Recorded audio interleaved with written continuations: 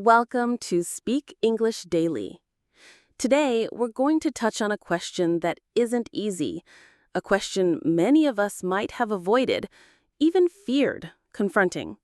That question is, have you ever asked yourself, am I the toxic one? Sounds pretty direct, doesn't it? Toxic. It's a heavy word, often assigned to people we clearly see causing harm to others. But today, we're not talking about someone else out there. We're talking about ourselves. This isn't an easy question. It makes us pause. It's uncomfortable.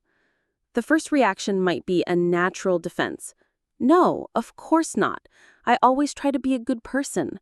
And that's a completely normal response, because facing the possibility that we might be a source of negativity, of pain for others, is something no one wants to do. It goes against our instinct for self-preservation.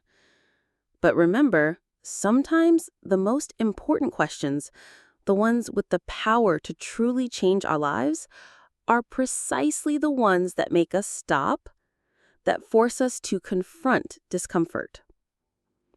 We hear so much about toxic relationships, toxic friends, toxic energy in workplaces or online.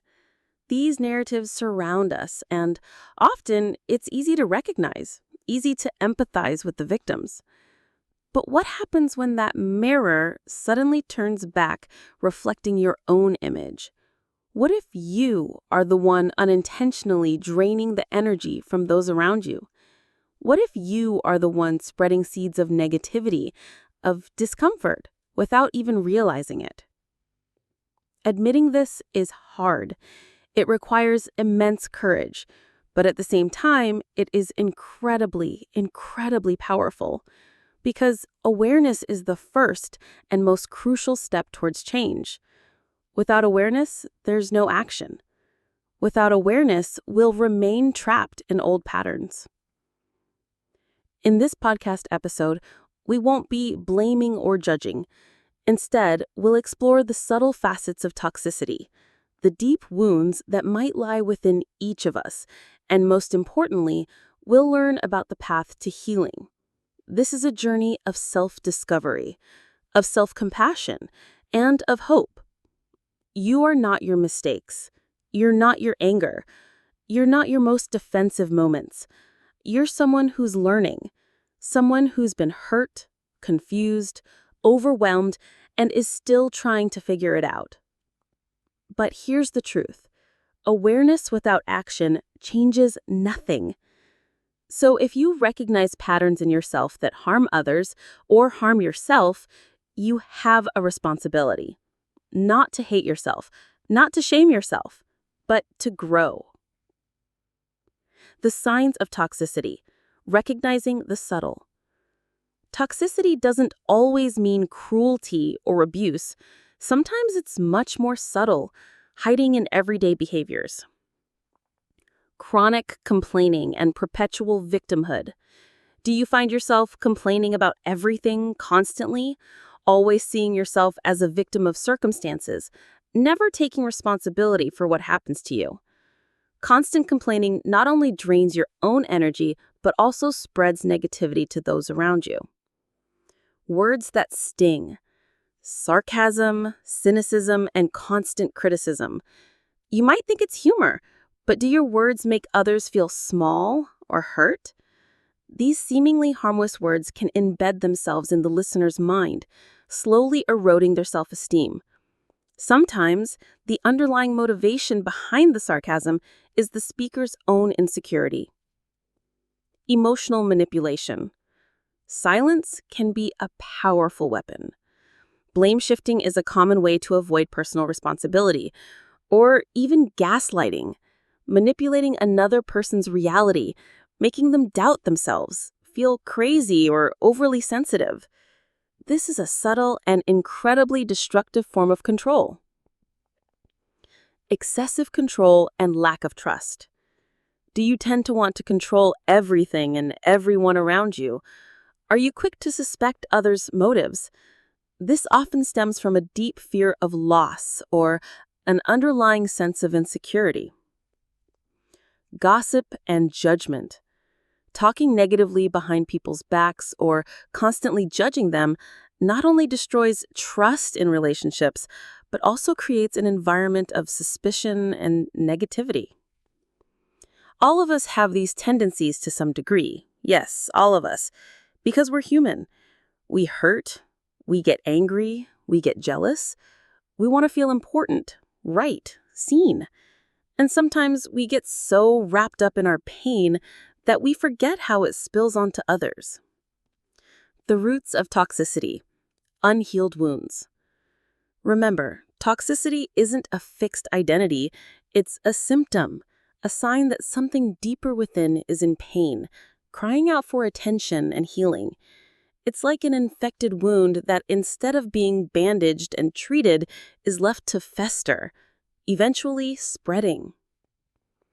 Childhood wounds are often the deepest roots. Many of us grew up in environments where emotions weren't welcomed or were neglected. When you were sad, you might have been told, "Don't cry," or "Be strong." When you were angry, you might have been punished. Gradually, we learned to suppress our feelings, believing that showing vulnerability would lead to hurt or rejection. So, a child not taught to process sadness or anger constructively grows into an adult who struggles with emotional regulation. Suppressed anger can erupt in harsh words. Unprocessed sadness can turn into chronic complaining. Perhaps he grew up in a household where criticism was common, where you never felt good enough.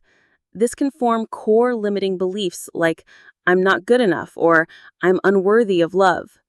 To protect yourself from this painful feeling, you might unconsciously try to control others, criticize them, or push them away to avoid being hurt again.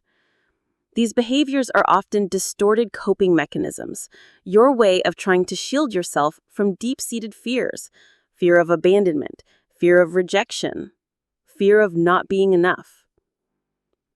And let's not forget trauma. Painful events, whether a significant loss or any form of abuse, if left unaddressed, can become trapped in our nervous systems. The energy of trauma can manifest as anxiety, uncontrollable anger, or an avoidance of relationships. You're not responsible for the wounds inflicted upon you, but you are fully capable and responsible for healing them, so they no longer define who you are and how you interact with the world. That's a powerful, empowering message. The path to healing: courageous steps. Awareness is crucial, but without action, there's no change. This is where we move from understanding to concrete steps. 1. Mindful observation without judgment, becoming your own witness. Start by observing yourself like an objective bystander. When you feel a negative impulse rise, anger, blame, sarcasm, don't act immediately. Practice pause and breathe. Before reacting, stop and take 3 deep, slow breaths. Inhale slowly, exhale slowly. That tiny gap helps you regain control rather than letting emotions dictate. Journaling. Write down moments when you notice toxic tendencies. What triggered them? What did you feel? How did you react? This helps you identify patterns and understand the why. 2. Radical accountability and ownership. The power of "I was wrong." This is often the hardest step. Accountability means taking full responsibility for your actions and their impact on others, with no excuses or justifications.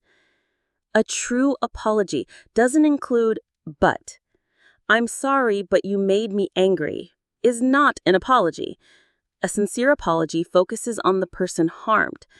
"I'm sorry for specific action. I understand that it made you feel," their emotion. "I truly regret it." Accepting consequences: not every apology is immediately accepted, and not every relationship can return to how it was. Accepting this is part of maturity. 3. Developing healthy communication skills, building bridges, not walls. Many toxic behaviors stem from not knowing how to communicate effectively. Active listening. Listen to understand, not to reply. When someone speaks, truly focus on their perspective and feelings rather than preparing your response. Assertive communication. Learn to express your needs, feelings, and boundaries clearly, directly, and respectfully without being aggressive or passive. Instead of, "You never listen to me," try, "I feel unheard when you," specific action, "I need you to listen fully when we talk about important things." Setting healthy boundaries.